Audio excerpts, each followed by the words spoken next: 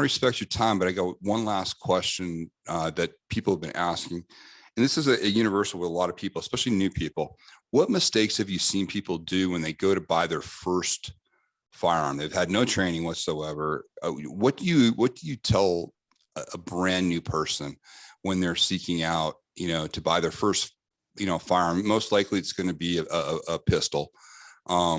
What's important to you rather than, some people will they'll just blurt out whatever their favorite, model is. And they'll say, yep, that's it. That's universal for everybody. Yeah, I'll get this.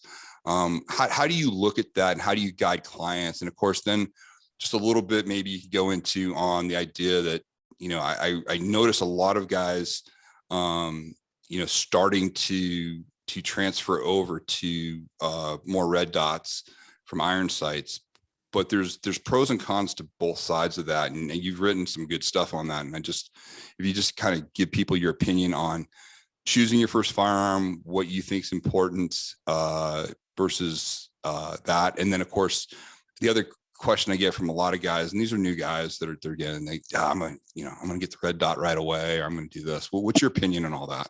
As far as the first firearm goes, if it's a pistol right now, I would tell people to buy the Glock. I think it's Glock 44. Is that right? 22. I think it is. Which one? What? I think Glock 44, isn't that the 22 caliber? Oh yeah. Okay. I was wondering which caliber you got. Yeah. I think that's it. So I would tell people, like, if you're new, like, I don't care, woman, man, I don't give a shit who you are. Right. Buy that and shoot it.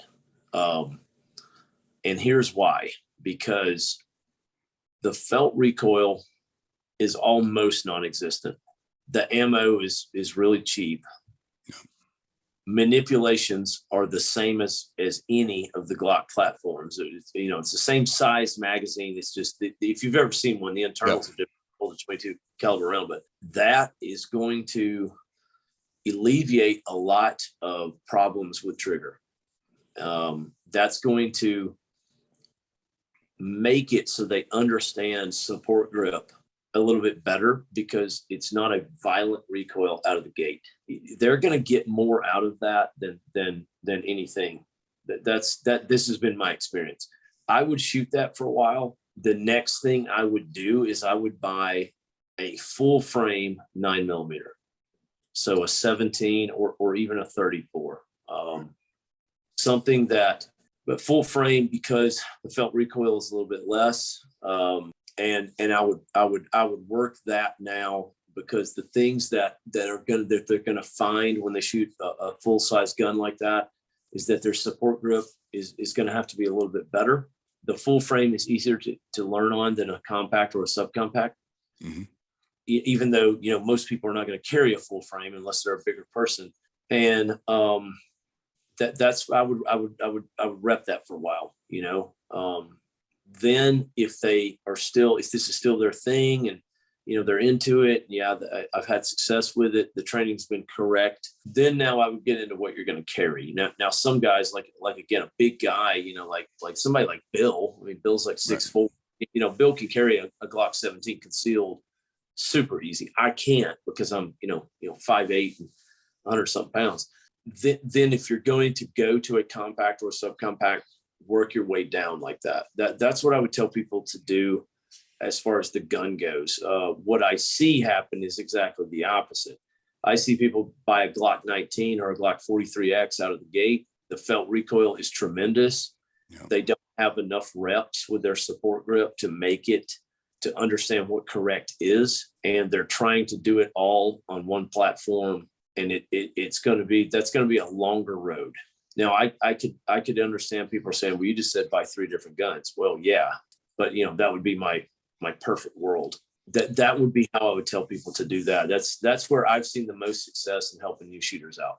As far as the red dot thing goes, at this point in 2022, we're at the point where, it is the go. The irons are essentially dead at this point.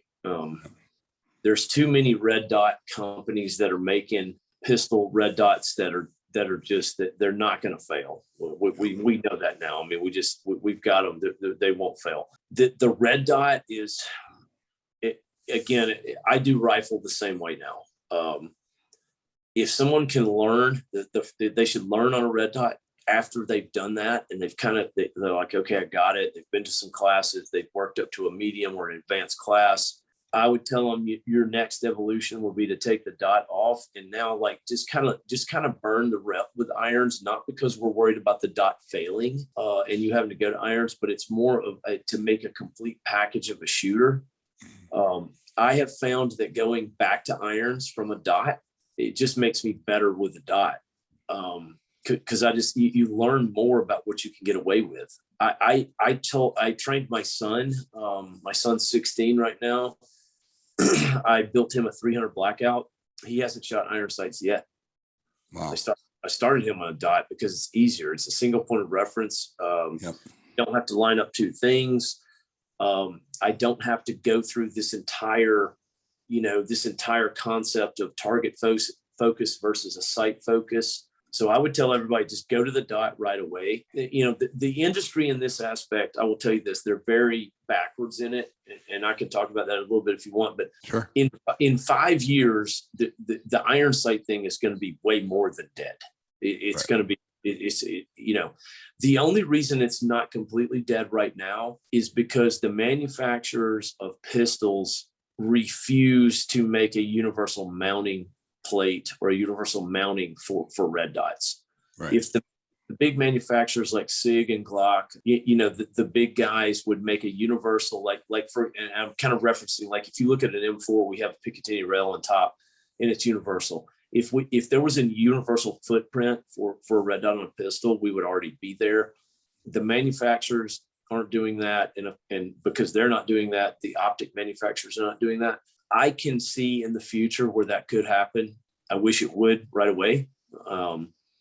But the dot is the way to go. It's just too easy to shoot. It's way more accurate. It's way faster.